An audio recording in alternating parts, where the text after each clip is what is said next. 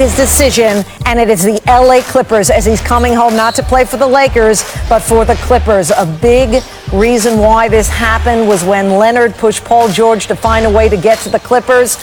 George approached Oklahoma City Thunder for his desire to leave, and OKC pulled off a big deal, and Kawhi and Paul George will be playing for the Clippers next season. Here's how the trade breaks down. The Clippers are going to send the Thunder Shai Gilgeous-Alexander and Danilo Gallinari, 4 unprotected first-round picks, and another protected first-rounder and 2 pick swaps.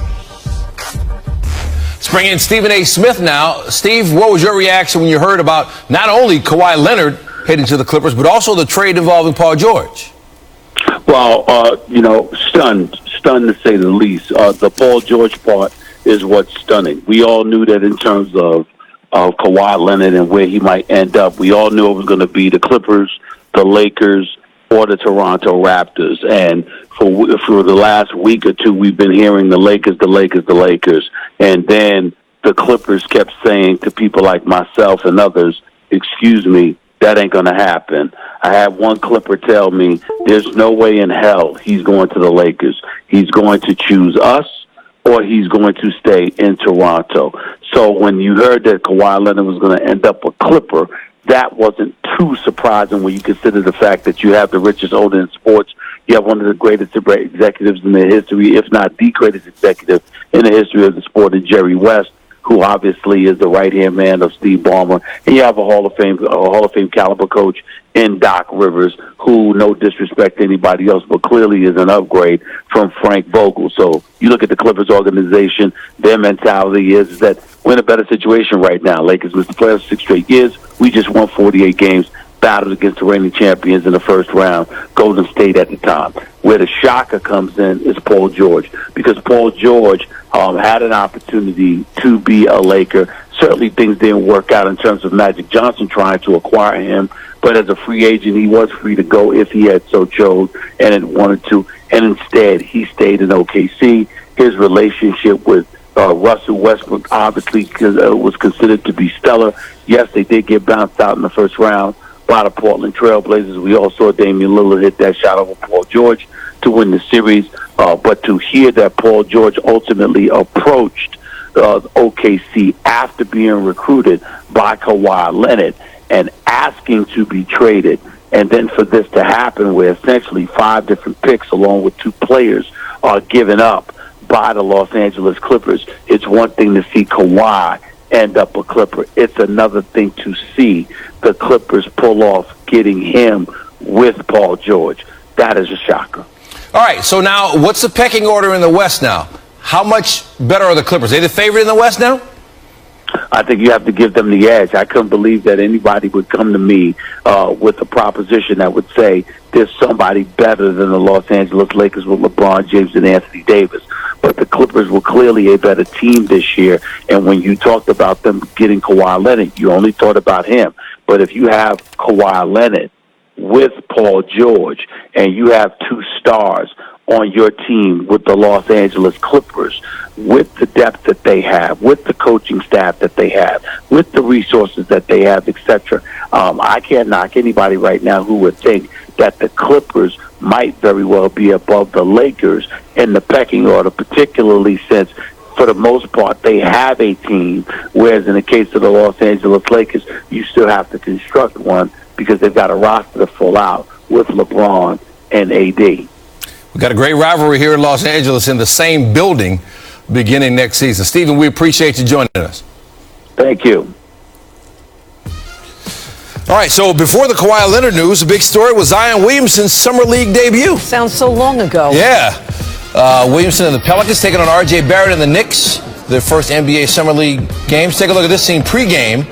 Williamson meeting up with Anthony Davis, who's the outgoing Pelicans franchise player. A lot of famous faces in the crowd. This Summer League game. Floyd Mayweather, LeBron James, Anthony Davis, Josh Hart, Lonzo Ball, LaMelo Ball, all there, sold out Thomas and Mack Center. So what did the Clippers do so right that convinced Kawhi Leonard to sign with them? Well, they traded for Paul George tonight, and they are sending to Oklahoma City essentially a record collection of draft picks, 4 first-round picks, 4 unprotected future first-round picks, a protected future first-round pick, 2 pick swaps, and outstanding rookie point guard Shai Gilgeous-Alexander, Danilo Gallinari for Paul George.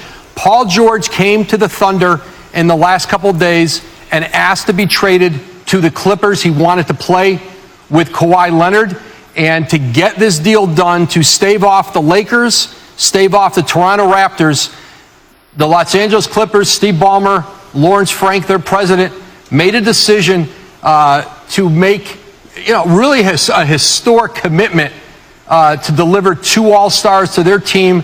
And now in Staples Center, it's Paul George and Kawhi Leonard against Anthony Davis, LeBron James. From what you're hearing, with Paul George going to the Clippers with Kawhi Leonard, if OKC didn't help to make that trade happen, would Kawhi Leonard have gone ahead and picked the Clippers if George was not coming with him? I don't believe Kawhi Leonard was going to go to the Clippers without a second star coming in. I think essentially Kawhi Leonard's position in these last couple of days to all the teams was, I'm maybe going to go to the best team, and the team that loads up. And the Clippers were the team that had to make a move to bring in a second star. There is more talent with the Lakers, with LeBron James and Anthony Davis. Obviously, the team he left in Toronto. The Clippers had been Kawhi Leonard's focus for this entire process, but they needed to improve themselves. They go out and get Paul George, and now you have these 2 elite bookend forwards to play together, but they paid a steep price. Shai Gilgeous-Alexander, their first-round pick last year, had an outstanding rookie season. Patrick Beverley will be their point guard now, but the Clippers, faced with the idea of Kawhi Leonard. Leonard going to the Clippers. Yeah, Kawhi Leonard coming here to Los Angeles. Southern California native coming to play for the Clippers. He informed the Lakers and the Raptors of his decision, according to our Adrian Wojnarowski. And Kawhi Leonard coming here to the Clippers. He's not going to be alone. His choice of a running mate was Paul George. And the Oklahoma City Thunder going to send George to the Clippers in a trade that will send Danilo Gallinari and Shai Gilgeous-Alexander to Oklahoma City. Mike Wilbon joining us now. Mike, first of all, what do you think about this decision from Kawhi Leonard? Well, you know what? I think the decision to be in Toronto or join the Clippers keeps the league much more interesting than just going to the Lakers. And I'm not saying there would have been anything wrong with going with the Lakers. I'm not saying it wouldn't have been fascinating for people just obsessed with the Lakers. But for people who are paying attention to the league in a little broader manner, staying in Toronto or going to the Clippers at least leaves a fascination about what some matchups could be like, what some rivalries could be. And obviously you guys got the rivalry right across the street now when the Lakers and Clippers meet each other, with Kawhi Leonard joining a 48-win playoff team with a coach wearing the championship ring and a special consultant who's the logo of the league, Mr. Jerry West, and the owner, who I guess is perhaps the richest owner in the league, in Mr. Ballmer. So there's I don't know how anybody could be critical of him joining the Los Angeles Clippers. I'm sure there's an entire nation up north that is, somewhere between upset or depressed about him not staying there and trying to pursue more championships. But I think at least by joining the Clippers, it leaves another dimension of interest and fascination with now how the Lakers, and tonight I'm in Las Vegas where I didn't even feel the earthquake. I don't know what my problem is, but the Kawhi Leonard news is bigger in some ways, certainly in a very myopic sports sense, than that, because of what it does with that. The Lakers were filling the house. Laker fans were filling the house tonight, and they were thrilled to see LeBron James and Anthony Davis in the house. And that's going to be now playing out in a way that the epicenter is going to tilt. But it tilts to both sides of that arena, on both locker rooms, Clippers and Lakers. So big news we'll be analyzing for days. So Adrian Wojnarowski, according to his reporting, Paul George was Kawhi Leonard's choice of a running mate, and maybe that trade, working out that trade with Oklahoma City, is what took so long for Kawhi Leonard to make a decision. What do you think about that tandem added to what the Clippers had last year? Well, I mean, it sounds like a great tandem. I mean, it sounds like a great tag team. And, I mean, now, immediately, I don't understand. I got to hear more as we go on about why Oklahoma City would be so accommodating to the Clippers. For what? I mean, do they really believe that the Russell Westbrook, Paul George experiment of a couple of seasons is done and they want to go a different direction and get younger and start what appears to be something of a rebuild? And how's Russell Westbrook going to take that? I mean, he was playing with his teammate was Paul George first team or second team All-NBA? And either way, we're talking about a top 10 player in the league this season, and now Oklahoma City doesn't have him to accommodate the Clippers. That's going to take some, digesting as we sort of filter through the next couple of days. But Paul George and Kawhi Leonard, I mean, yeah, why not? Who wouldn't want that? And it doesn't seem like you've given up the guts of it. You still got an ensemble around them.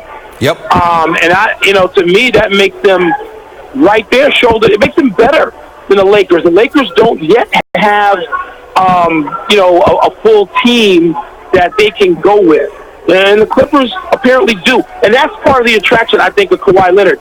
He knew the pitch had to be, we're not going to gut this team for you to join us. We're going to be contenders from day one. And to me, this trumps the Brooklyn Nets move 10-1. I mean, the Brooklyn Nets move is sexy. You get KD, you get Kyrie. I mean, Kyrie's last team was better off without him, clearly. And Kevin Durant's not going to play. He's going to have a redshirt year. And then the first year, how close to Kevin Durant is he going to be the first year? So, to me, when you get a healthy Kawhi Leonard and you get Paul George and you get the guts of a team that won 48 games being coached by Doc Rivers, I mean, that seems to be, if you start talking about the big winner now in free agency this summer, not just free agency, but obviously trades too, it would seem that the Los Angeles Clippers, to me, would vault to the head of the class given what they've got now in terms of an entire team to trot out there at the end of October. All right, the Clippers adding 2 All-Stars in Kawhi Leonard and Paul George. Mike, we appreciate the time. All right, thanks a lot. Hey, did you know? By adding both Kawhi Leonard and Paul George, the Clippers will become the second team in NBA history to add multiple 25-point-per-game scorers in one off-season, joining the 2014-2015 Cavaliers, remember them, who added both LeBron James and Kevin Love. That duo, along with Kyrie Irving, brought Cleveland its first NBA championship in 2016. With the Lakers and what that big three would have looked like, or even him going back to Toronto, they went all in a way that we have not seen a team previous go.